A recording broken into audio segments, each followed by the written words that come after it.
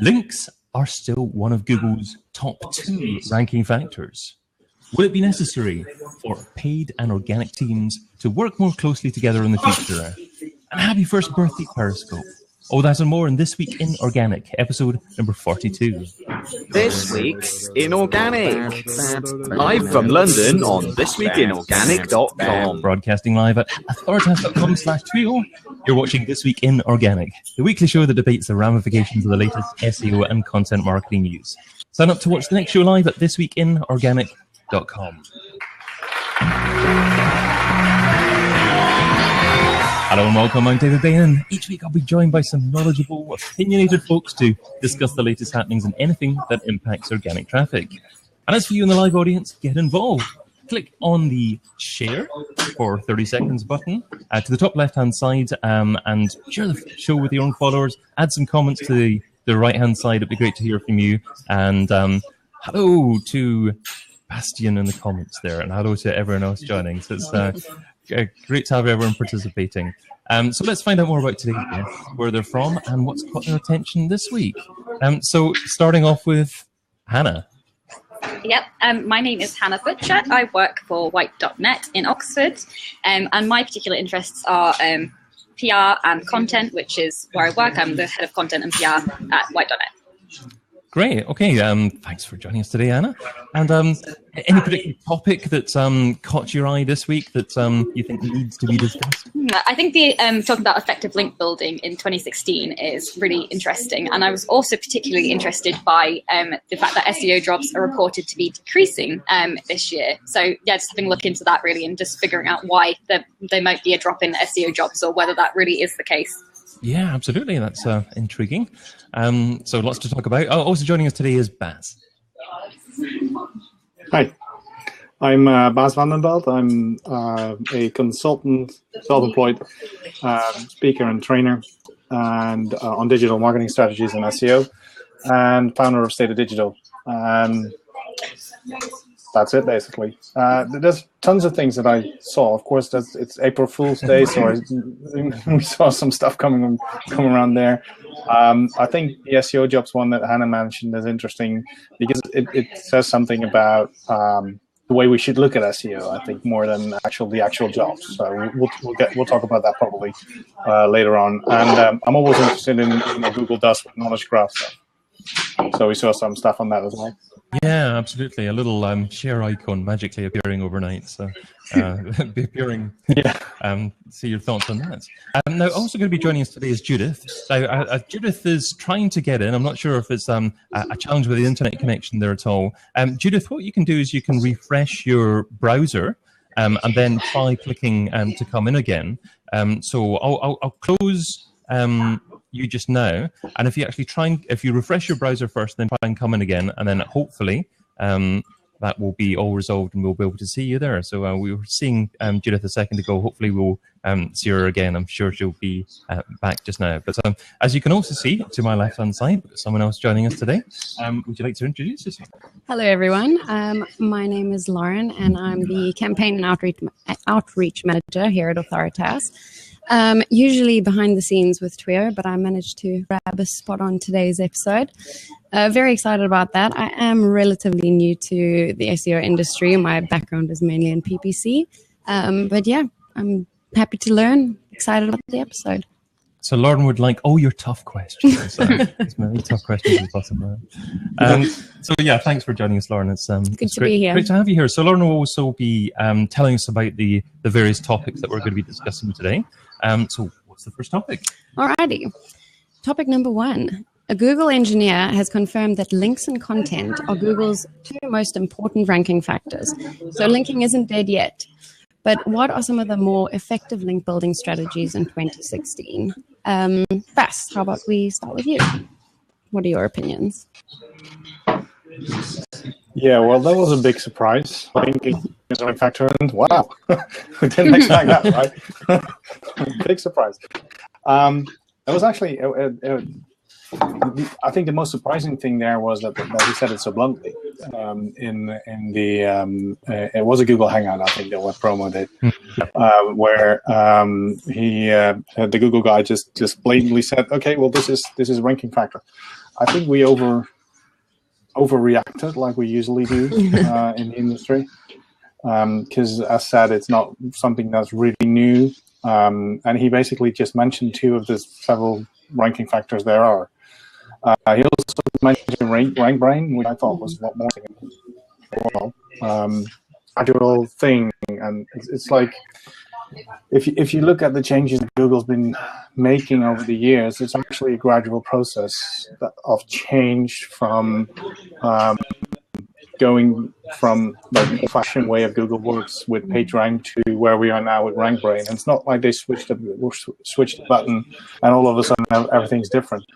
They've been making changes for years, and if you look at those changes, you'll see a gradual step, but you also see that the basics are still the same. It's still SEO that we're talking about. It's still the fact that you need to create great content. That's not changed in all those years. It's not surprising that content's in there, because content's been it's been the original part of SEO. It's been part of the original SEO always, because that's where it starts, with the content, and links is where Google started. So I think the most interesting part of this is that you can see a process in which Google is constantly developing itself based on what people are doing, and I think that's what RankBrain is about as well. We have to look at the people more than we have to look at just the ranking factors. Yeah. I mean, every decent SEO certainly knows that links are very, very important. It's good to see Judith joining us again there. Judith, you're having a couple of challenges joining us. I'm glad you persisted in that, so thank you for that. Actually, would you like to just introduce yourself to everyone? Sure. I'm Judith Lewis. I have my own consultancy called Decabit Consultancy, and I guess I've been doing this for around 20 years. So thank you for thinking I don't look that old. Absolutely. But 20 years, I'm just trying to imagine what was happening in the world of SEO 20 years ago, because obviously at that time we just had seen the launch of Yahoo and eBay. Really, we're all probably using AltaVista if we're online, or another search engine like that. Were you actually doing SEO for AltaVista? Has Judith frozen? I think she might have. She may have. Oh yeah. She's thinking about it, I think. She is. It's just thrown her. Yes. AltaVista. Oh. It's interesting though. If you mentioned it years ago, I started a lot of training sessions, and basically, maybe 10 years ago, to understand Google, but basically SEO has been there even before there were search engines, because we've always been searching. Yeah, no, that's a great point. Absolutely. I mean, even before online, before the internet, people were still looking for things, be it in directories or something like that. So there's that thought process certainly that you need to serve in people. Hannah, you're one that doesn't seem to be struggling with your internet connection. Yeah, certainly. I mean, my opinion is Google's probably not so scared to be talking about links anymore, because they know that SEOs as a whole are quite scared of links. We know that links are important, but we're so scared of them that they're going to cause problems down the long term. Like, is it a negative link? How do we know what a good link is? And this is the thing that people really struggle with. So if we're so scared of links, they're almost not scared of telling us about them, because they know that we're still struggling to get those good links that we actually want as an industry. Absolutely. I was talking to Ran Fishkin recently, and actually he was saying that he actually thinks that links are possibly even more important now than they were something like 5 years ago, because there is so much spam about now. Now it's about authority, and if you can get those authoritative, relevant links from people in your industry, then it probably rises the ranking of whatever you're looking for even faster than something we did a few years Yeah, ago. I don't know if anyone saw the Whiteboard Friday from a couple of weeks ago. It was about 10x content, and I think that really hits home to me. You know, what are you doing versus your competitors? Are you doing things that really are 10 times better? And if you are doing that, is it going to give you the results that you're actually looking for in the first place? So many people are investing in content, but are they investing in the strategy behind the content and actually doing it for the right reasons? And so I think these are all like issues that we face as an industry, and the things that we're all trying to achieve and say that we do, but actually getting them is quite difficult in practice. Yeah, no, great point. I mean, certainly if you do manage to deliver that high quality of content compared with other people in your industry, people are going to naturally want to link to you anyway. So hopefully, you know, that will assist with things. But can you rely on links being completely natural? Judith, do you think it still has to be manual a little bit now, and have to be proactive about focusing on links for most websites nowadays? I really think that you have to be manual and proactive with links. I'd love to believe that links were natural, but they weren't natural 20 years ago, and they're not natural now. There is always going to be an occasion when you get a link that you just are given because of the pure pleasure of giving it to you.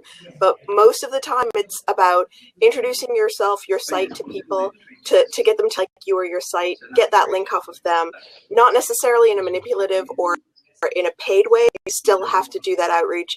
You still have to make those connections, and it's still a manual process. It's not just a miracle of some sort of happenstance that somebody stumbles upon you in the search results and then sees your stuff and it's awesome and they link to you. How are they going to find you unless there's somebody pointing to you in the first place? So it's about relationships. It's about relationships, and still asking for links, or because you're building relationships so well, then links won't actually evolve because of that?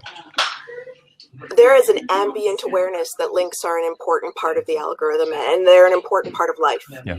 So I think by making that connection and introducing your business to another person, so to speak, you are always going to have an undercurrent of, I need a link, mate, going through every conversation that you have nowadays. I don't think it was that way 5 years ago. I think it's that way now. I think that there's an inherent kind of undercurrent of, we all need links. This is what the game is about. We need you to give us links. Please give us links. It's just the way the world works now. And I mean, I received a link recently from a fairly decent website, and then I looked in the source code and it said Nofollow, and I was thinking, what's that all about? Did you think it's worthwhile no-following nowadays, Judith? Please don't think badly of me. I do a lot of link building, and I do a lot of link buying, and I will buy a citation, I will buy a no-follow link, I will buy a follow link. I will do a lot of work around making sure that it looks organic, which is completely artificial. But I will actually work on getting no-follow as well as follow links, because nowadays, with bloggers being terrified of the big bad Google beast coming down on their asses, coming down on them, that they will no-follow links, even if they're legitimately editorially given. And so in order to look natural nowadays, you do need no-follow as well as follow links. And Google is looking at those. It's not discounting them completely.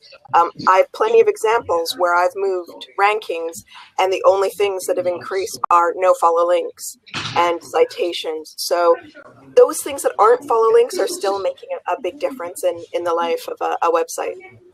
That's intriguing. That's intriguing. Bas, have you done any research at all into no-follow links potentially increasing rankings in different websites? I haven't done any research as such, as in trying it out, but I have seen what Judith says, as in it's about the complete package. It's not about the number of follow links you get. It's about how does your profile look to Google, and how does it look to Bing as well, actually. So because that is slowly growing, but it matters, and it matters the fact that you have a kind of like a normal profile, if you know what I mean. So what search engines want to see is your your website is something that is natural, and the most natural thing is that sometimes you get a no follow, sometimes you get a follow. So it needs to be balanced. I don't know if there's any research specifically on that. I know Rand has been testing some stuff on it, and he's been testing, but that's not link related.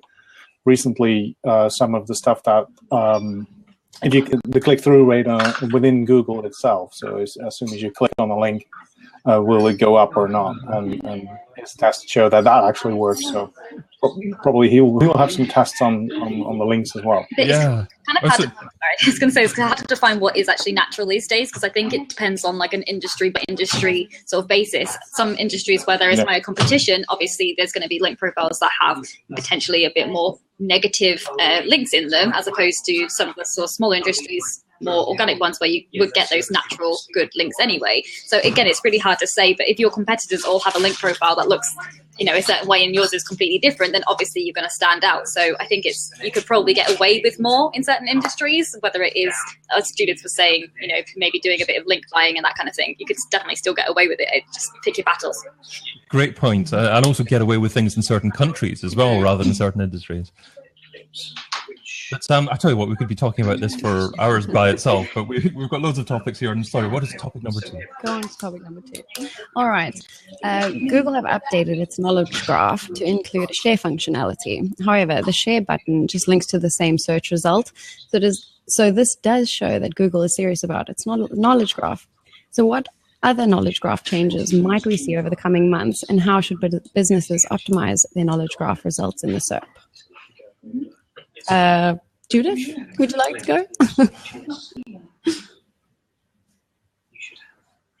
So Judith, what are your thoughts on what Google have done with the knowledge graph? And just this little share update here, and do you have any thoughts with regards to how the organic SERP might change and have more knowledge graph features in there? I've always been a big proponent of Schema, and I love working with businesses to get more information out there.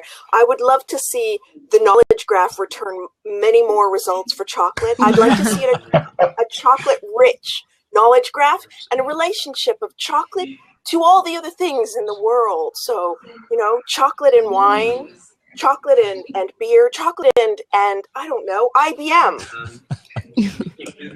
That's superb. I'm just wondering. I don't know if Gibson Jones could maybe produce a 3D model of chocolates, possibly. That would a 3D model of the internet out of chocolate. Yeah. In space. No, but seriously, I think that one of the things that the increase in knowledge graph is showing us is just that Schema has always been important. Schema will continue to be important, and we really need to be feeding the Google beast with enough information that nobody ever has to leave it again, which is not their initial goal, but it's sure looking like the way they want to be going. Hannah, I don't know. It's kind of strange. The way to go. Yeah, I don't know. In terms of the share function, I'm finding that any chance for them to push Google Plus, great. But in terms of pointing, different bits of the knowledge graph to Twitter and Facebook, I'm not entirely sure how relevant that would be for a lot of people's followers. I certainly wouldn't start sharing things like that myself. To email, great, sure. If you found something really interesting and you want to save it for later, then that's pretty helpful. But yeah, in terms of sharing it with people, some of the things might not be too interesting, especially, for example, if it was just you were sharing like a company's information, people are going to be like, why? I don't need to see that. So, but we have been seeing a lot of changes recently with the knowledge graph, and especially in industries such as travel, with new features coming out there. So I think it's definitely something to watch. How long the functions stay there, I don't know, whether they're just testing them and seeing how they perform and that kind of thing. So it's just definitely one to watch. But I think, more and more businesses are going to need to watch that space and try and get involved. Yeah, I mean, we've seen a lot of changes recently with the reduction of pay-per-click ads, or the removal of them from the right-hand side there. What I'm thinking is, well, does Google have a long-term plan in terms of actually adding many more elements of the knowledge graph to the right-hand side of search here, and perhaps even actually incorporating more images and maybe even videos? Baz, have you got any thoughts regarding the future of the knowledge graph and maybe how businesses can take better advantage of things like this? Yeah, I think knowledge graph is a very interesting one because it shows the intent of the user. So why has Google started doing the knowledge graph? Because they saw a lot of people doing searches for simple questions. So we're going to give the answers back in the search results. So people have less time, have less patience. What Google's doing is playing on that and saying, okay, people are searching for best actors or people who are nominated for Oscars or whatever. We're going to give them those results straight into the search results. And I think, continuing what Hannah said, that's industry-based whether or not people are going to share that. So they're not going to share a business, maybe, but they might share a list of results of the Oscar nominees because they like it, or they I don't know, the politicians in the US at the moment. There's tons of stuff you can share on that. So it kind of, to me, shows how Google's looking at the user. And besides from the Schema stuff, which you have to implement so that you can be part of it, so you can get some traffic at least from it, it also shows that you have to choose your battles again. Are you going to go for results that are full of knowledge graph stuff, or are you going to try something else? And it shows how you need to get closer to who you're actually targeting. So you don't just create landing pages anymore. You don't just create content anymore. You need to be very specific about what you're creating. And I think the knowledge graph is showing that we should do that because Google's doing that. And if we don't do it like that, then we're going to be lost anyway. So are there certain types of schema or places that you need to submit your website in order to most likely take advantage of the knowledge graph? There are, yes. Well, it's not as if you like go to Google and say, listen, my website can offer you information about these and these results. But there's plenty of schema stuff. I don't have the URLs around here, but schema stuff explained on different articles where you just build up your page. And if you're in the travel industry, for example, like Hannah mentioned as an example, that's a good example where you can start looking into lists of travel times, all that kind of stuff. So that can help. Maybe even go for what kind of weather is it somewhere. Google's answering that as well. But play on that. So yes, there's the technical part of it. There's tons of explanation on that. I think if you Google it, then you'll probably find tons of information on it. To me, it's more important that you look into the why of it instead of the how. Okay, the why of it behind what your business is about and who your customers are.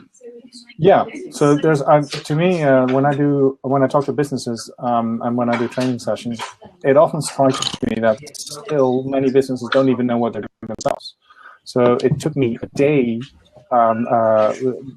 just recently to have a business figure out what is it that they're actually doing themselves, and they were the business. I came into the business doing a photography job and talking to them, and it took them a day to actually figure out 5 lines. Oh, wait a minute, this is what we're actually doing.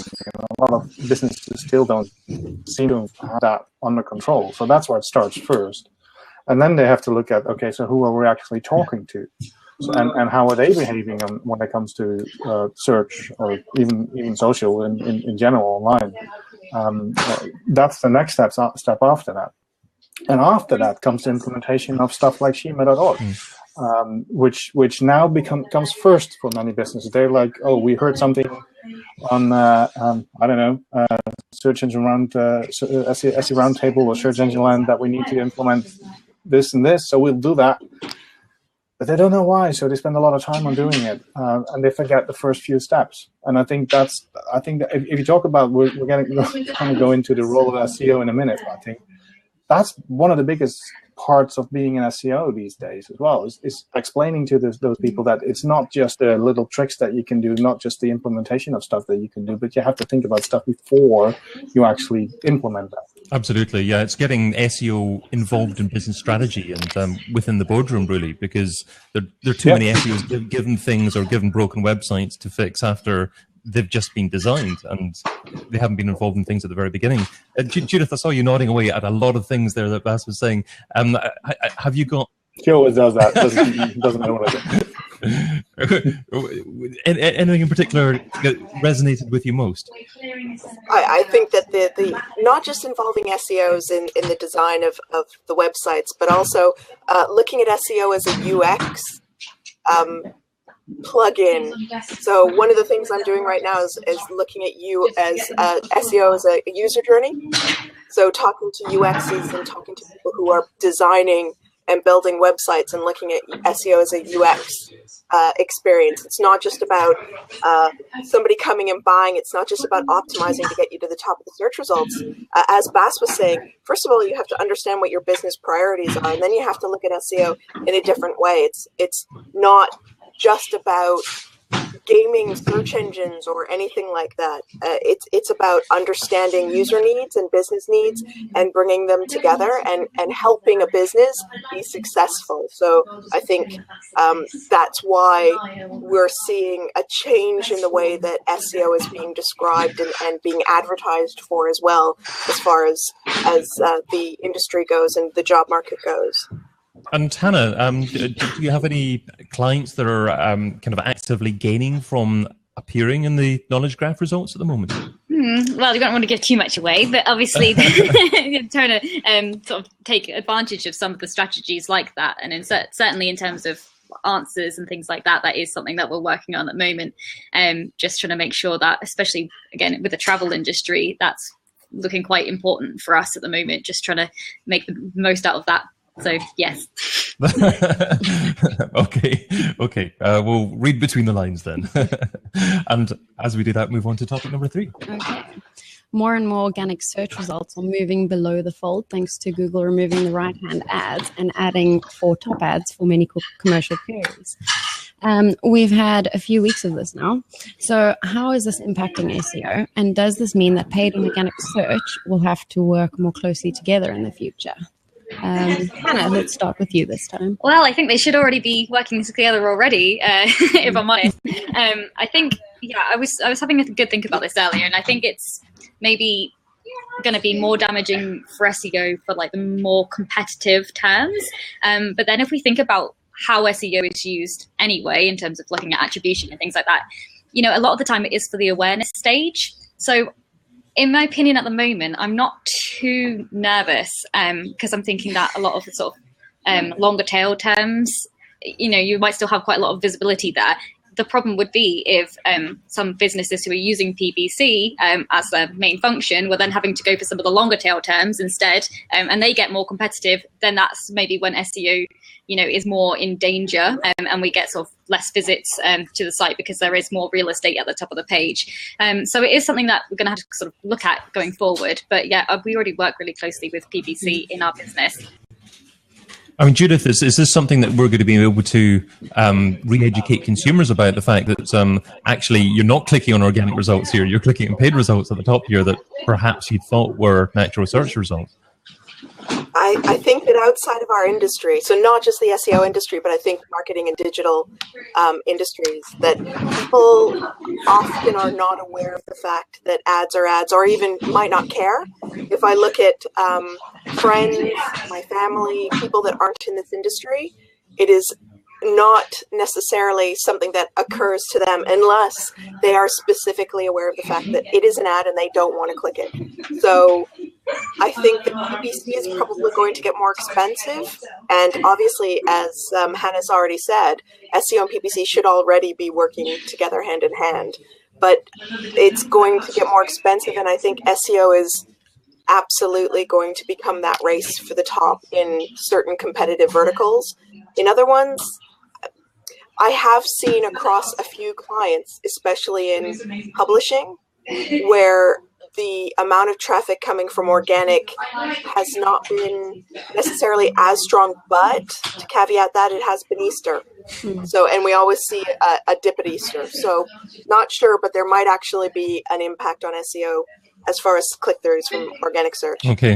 Yeah, we'll be intrigued to see what the long-term effects are to make sure that it's the same across different industries. And Bas, do you find that generally paid search and SEO are actually working effectively together? Because obviously we know that they should be, but generally the companies that you speak to, do you think they're doing it fairly effectively?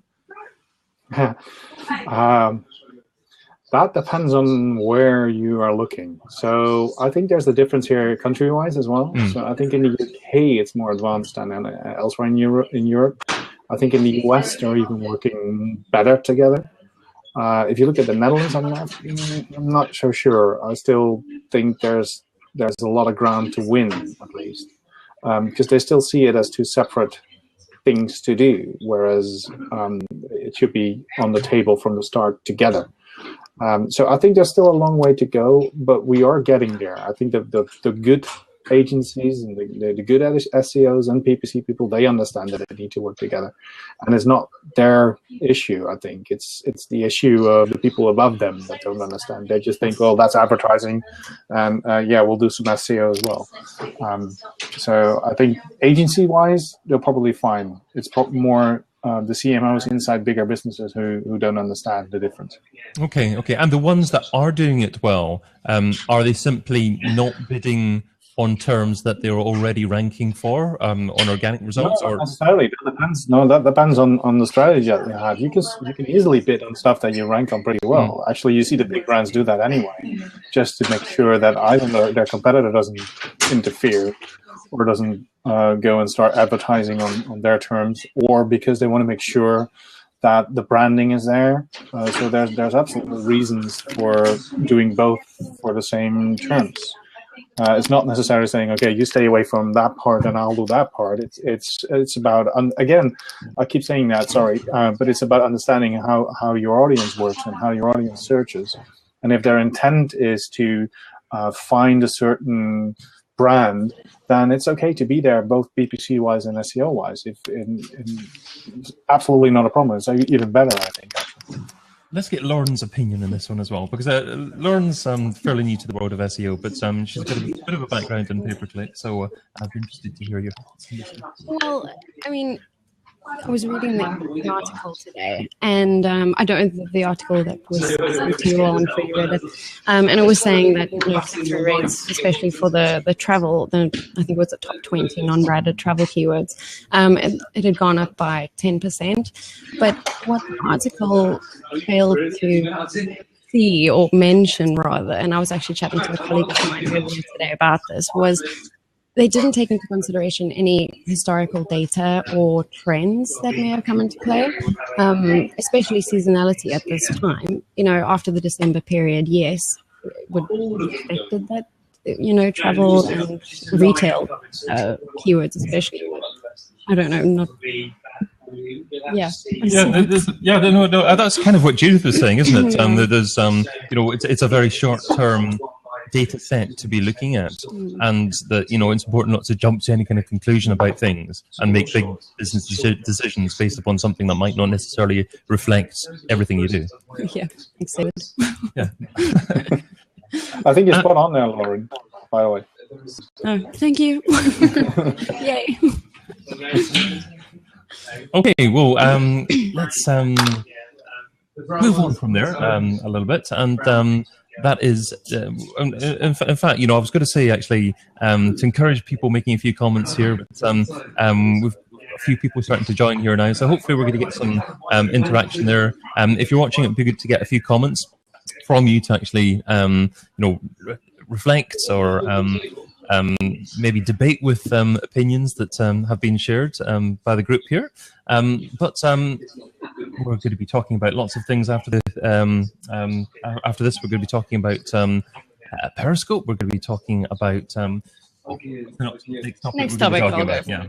So, topic number 4: Search Engine Journal has reported that SEO jobs are going to decline this year, and that's the first time in 4 years. So, why is this? Does this reflect a major change in the digital marketing requirements of a business, and what should SEOs do about it?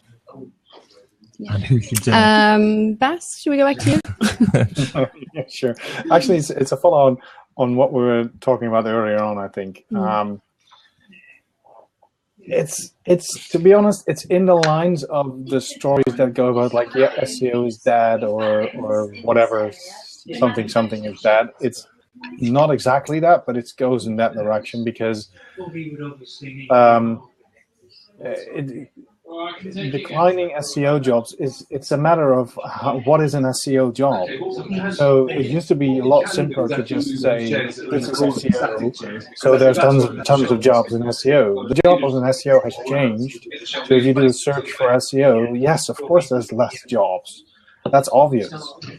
So I think we should define what is an SEO first before you can say there's less jobs in SEO. So I'm not a fan of the article, to be honest, because it says something about how the industry looks at themselves, and it's like and it's cheap news, so to speak. It's more clickbait actually than actual content. I don't think that we're losing jobs in SEO. I think the jobs are changing. Yeah, I mean, there's so many different job titles that you can give people now that work in the similar kind of field. I think Judith mentioned UX.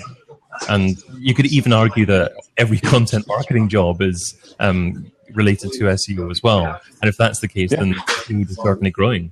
So and if you tie it back to the ranking factor stuff, I think the overarching ranking factor is UX. So like the user experience. How much time do they spend on site? What are they seeing in the search results? How does your search result look? It's all it could be UX, but it could also be SEO. So it's a matter of saying what is the title. So the titles are changing. Maybe that should be the same. So Judith shouldn't worry in that there's another 20 years in front of you, Judith, of working in the field of SEO. Oh my God, I should be retired by then. Oh my God. I don't want to be buying links at 60. I think that it's just what we're seeing is that national progression. We don't have standalone email marketing jobs as much anymore. We often see email marketing rolled into the marketing manager job, and it's the same with SEO and PPC. They're specialist tasks, but they're being rolled more and more into a marketing manager role, and the marketing manager is either managing an agency, but expected to understand what it is, how it works, and therefore, whether the agency is doing a good job or not, or for a smaller business, they're expected to actually do it. So I don't think that we're necessarily seeing fewer SEO jobs, or that SEO is dead or declining or whatever. I teach SEO courses, and I'm seeing an increasing number of people want to take them. So it's not dead, but I think what's happening is that people are being made responsible for it that have other job titles. And so as a task, a role, as a discipline, it's being rolled into other job titles, and that's just what we're seeing. So in terms of what you're teaching, Judith, how has that changed over the last year, and how do you think it's going to change over the next year? The only thing that's changed over the last year about what I teach is the slides related to the Google algorithm updates.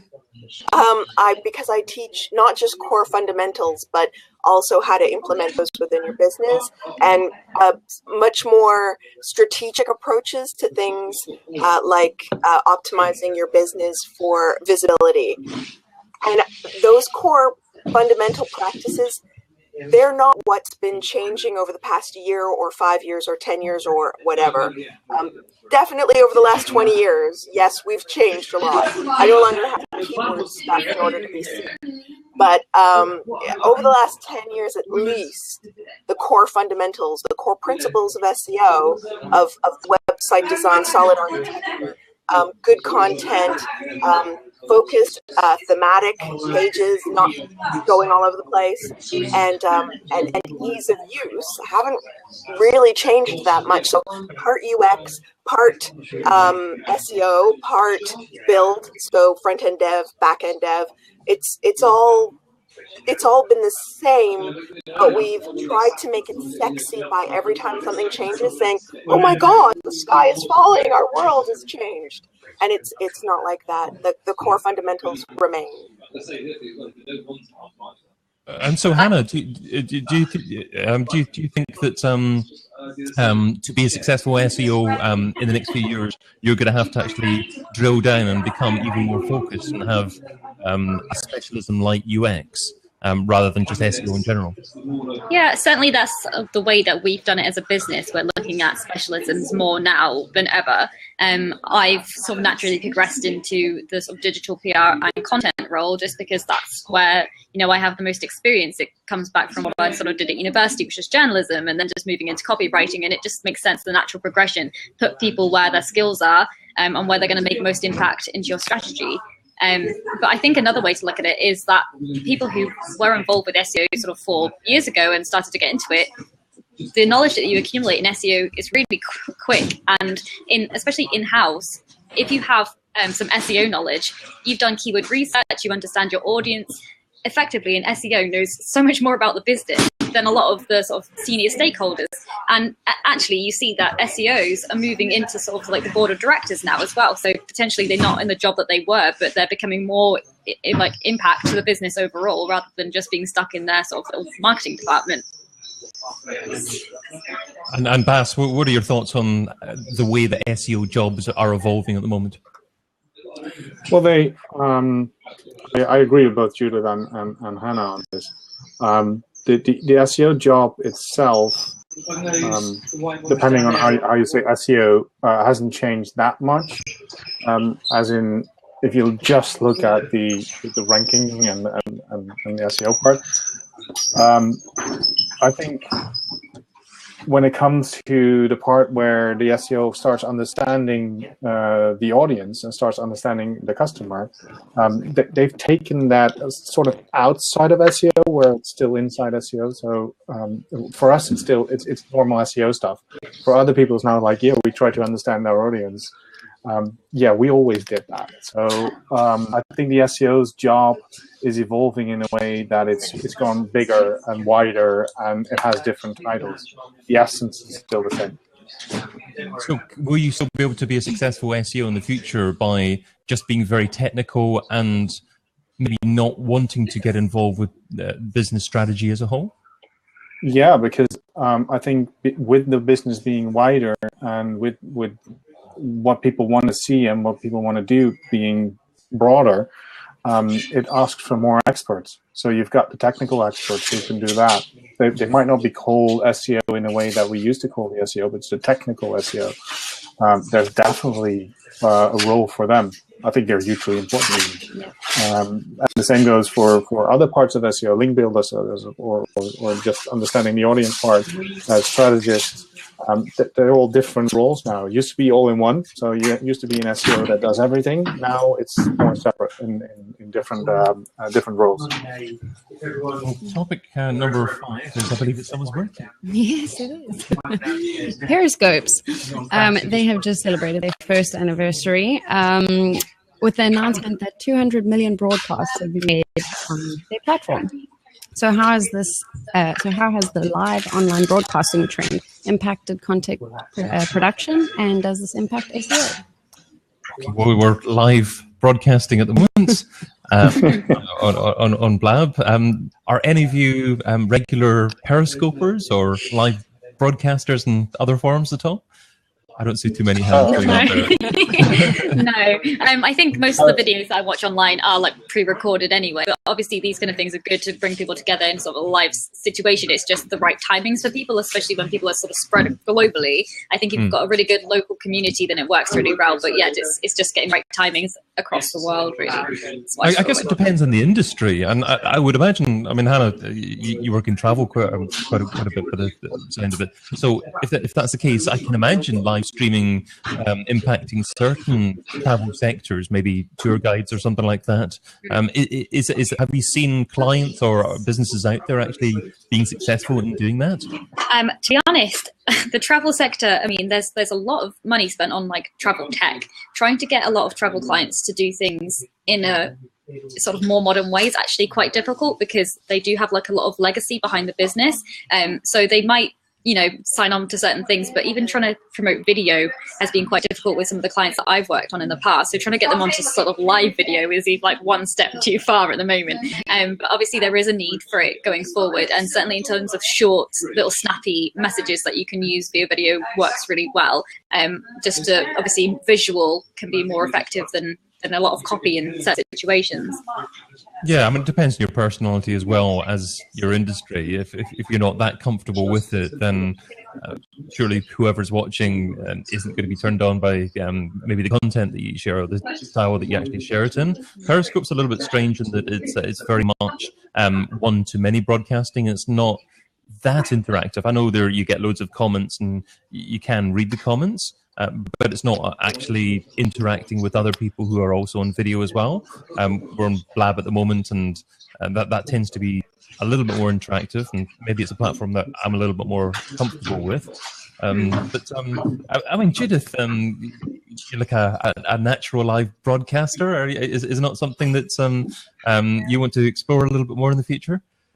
I'm too sweary. I swear hard too much. All of my broadcasts would be like bleep. Actually, I really. I'm sure you've heard Gary Vaynerchuk, haven't you? I need somebody to come and just like put a little X over my mouth every so often and just say, stop being so sweary. But for conferencing, like I'll be at a conference somewhere, Romania, wherever, Turkey, and if I want somebody like a client or something like that to be able to see what's going on, they can't unless there is an element of live broadcast. And one of the conferences that's out there right now has actually gone to that format where there's no physical location. It's a conference of a live broadcast that is then recorded that you can, obviously, because you've got to monetize, purchase later, which is really useful. But from the point of view of getting together and networking, it's a little bit of a drawback. So I think live broadcasting is fantastic. I don't see it massively impacting SEO, but it creates content, and anything that helps us create content that is engaging, that will bring people to the site, get them interested, get them excited and passionate about something, and go off and do a desired result. Maybe not, I don't know, eat all of the world's chocolate supply. That would be bad. But do something positive, buy a product, engage in charitable giving, whatever it is. That's a good thing. So, Baz, Judith doesn't see live broadcasting massively impacting SEO. Is that something that you'd agree with? Or can you see situations where, it could potentially drive quite a few links as well as social shares?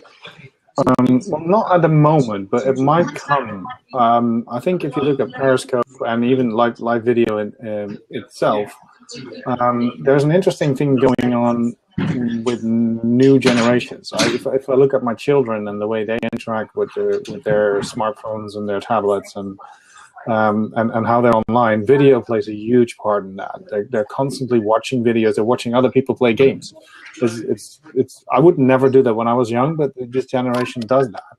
And I think if you look at the live broadcasting, and that was it. Yes, that was the whole statement. Yes. I'll just carry on from just a different vein of thought. So I think the technology is really great, but potentially the community is not potentially there yet. So looking at solutions where you could bring better technology to already existing communities, for example, on YouTube.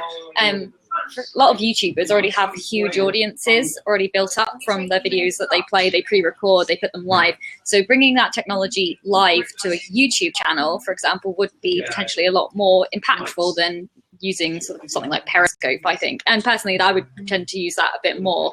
So just like bringing the technology to the people rather than the other way around. We're often like a kind of push. I think Google Plus, not many people really like that, but they had the technology there, but again, not the community to support it. I also can see Google potentially moving towards actually wanting to rank live events as well, because there's a potential to drive quite a bit of traffic through something like Google News. If you can get listed as an authoritative source of news content for your industry, and you would think that the next logical step after that would actually to be get listed as a live broadcaster of events in relation to the news your industry. Yeah, definitely. You're seeing citizen journalists coming about anyway, obviously with everything happening. Like recently within Brussels and Paris, more people picking up their own sort of camera phones and things like that to share content that they're taking live from scenes. So obviously search engines are going to want to deliver those faster to users to show people what is really going on and the latest, basically the latest news that people can find without actually having to go to the broadcasters themselves. Yeah. I mean, it's Bastien is saying in the comments, Periscope is very much used in France by different news medias. You know, I've seen a few in the UK as well, independent people probably breaking news before traditional news stations. And it's nice to see that, but it would be nicer to see that used by lots of different industries out there. And perhaps it's going to come once people get more comfortable how to use the media, how to produce high quality sound and a decent video as well. But it's certainly coming very, very quickly. The iPhone, other smartphones are certainly capable of producing incredible quantity media just from your pocket. Really, it's incredible.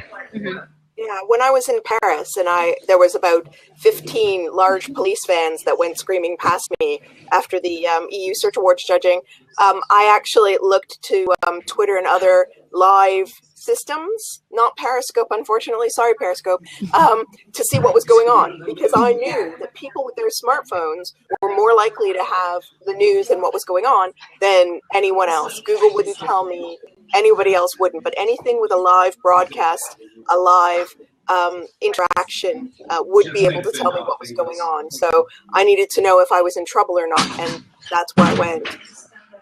Okay, Bass is just for a second, but hopefully you'll be coming back in there. In the meantime, let's just move on to topic number 2. So, sorry. Google added a send and drop mic button to Gmail this morning. I'm not sure if anyone saw it. But its April Fool's joke backfired a little when users inadvertently sent out unintended drop mic memes. Have you tried to incorporate April Fools into customer interaction, Hannah? No, we haven't. I've been pretty out of the picture today anyway, because we've been moving office. So luckily I've missed most of the April Fool's things that have been going on. People thought that we were actually playing an April Fool's on people when we said that we were moving office this morning, because they were like, haha, April Fool's, Kelvin and people like that. But no, we did actually do. But no, we don't try and confuse people just because of the client set that we have. We want to try and be good. But we did a little one on social media. You can have a look at white.net's Twitter feed if you want to see our own one that we did this morning. I think Bass is wanting to comment on this as well, and he's been locked out. We're trying to get you in again, Bass. Probably the best thing to do is actually refresh your browser. So I'll kick you out of trying to come in again there. You refresh the blab completely, and then try and come in again, and hopefully we'll have you for the last couple of minutes there. Judith, have you been pranking this morning? Because I'm also a blogger and I'm a food blogger, I have had a stream of the stupidest April Fool's jokes.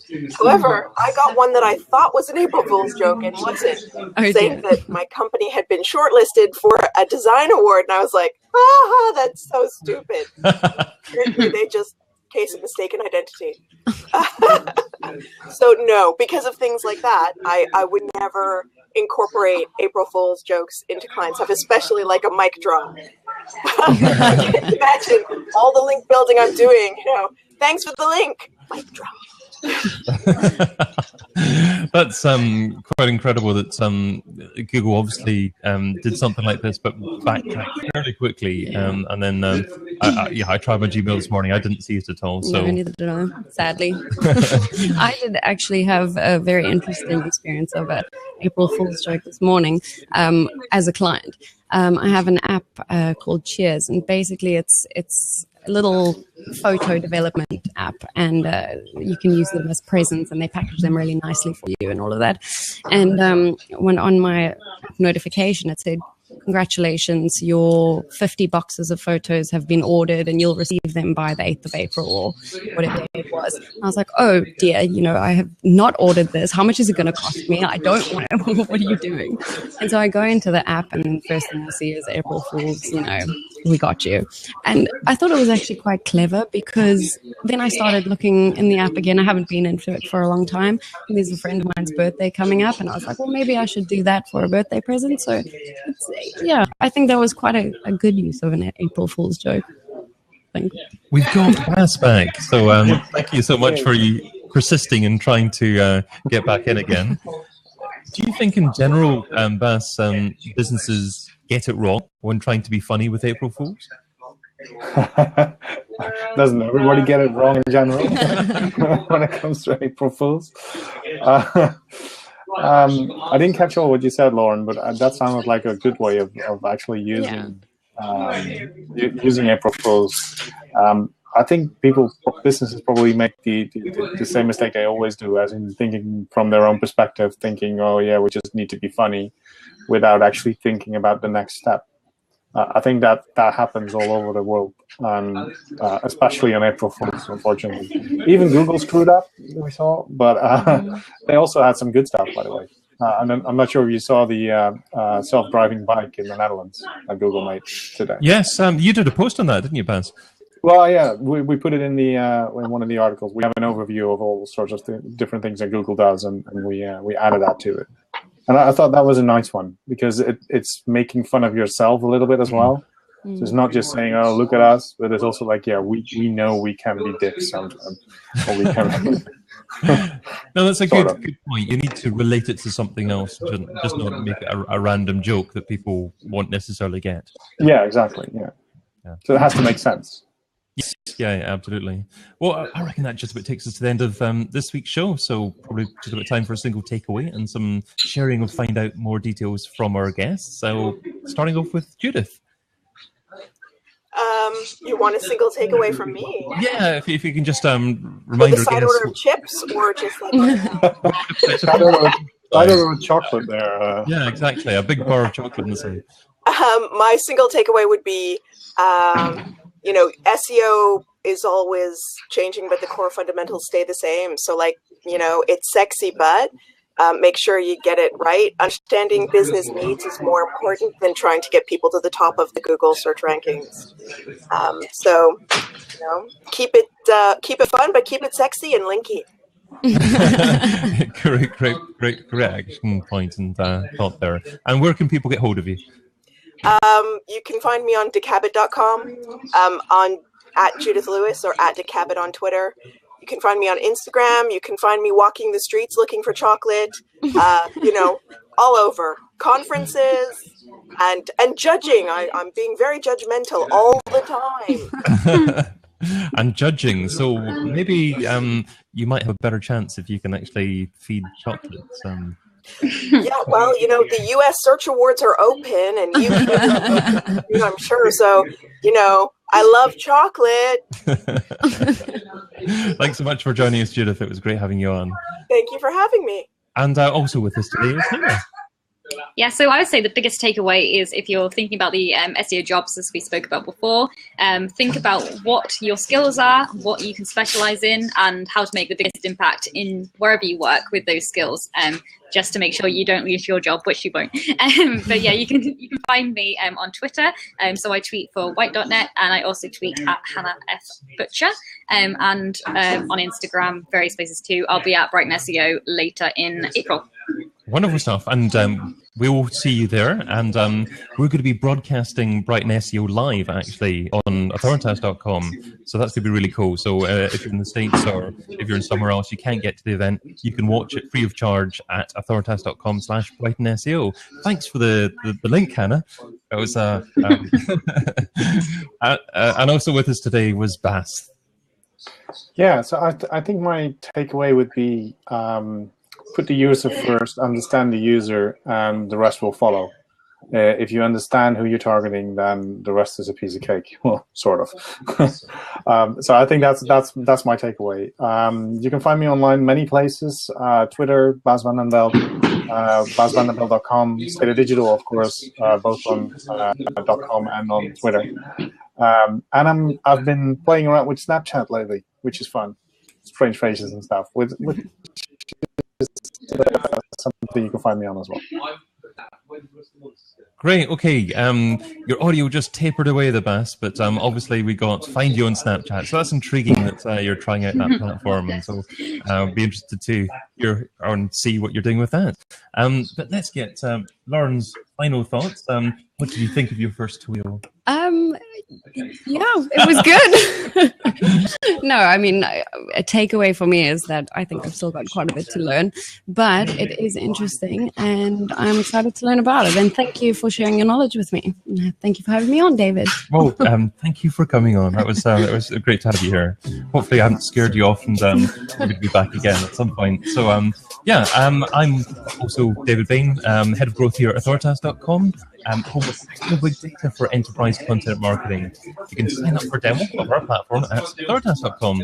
And you can also find me interviewing online marketing gurus over at digitalmarketingradio.com. Now, if you're watching the show or recording, remember to watch the next show live. So head over to thisweekinorganic.com and be part of the live audience for the next show. But for those of you watching live, we also have an audio podcast of previous shows. So again, if you sign up to email updates at thisweekinorganic.com, you'll receive the links to that there too. But until we see you again, have a fantabulous weekend, and thank you all for joining us.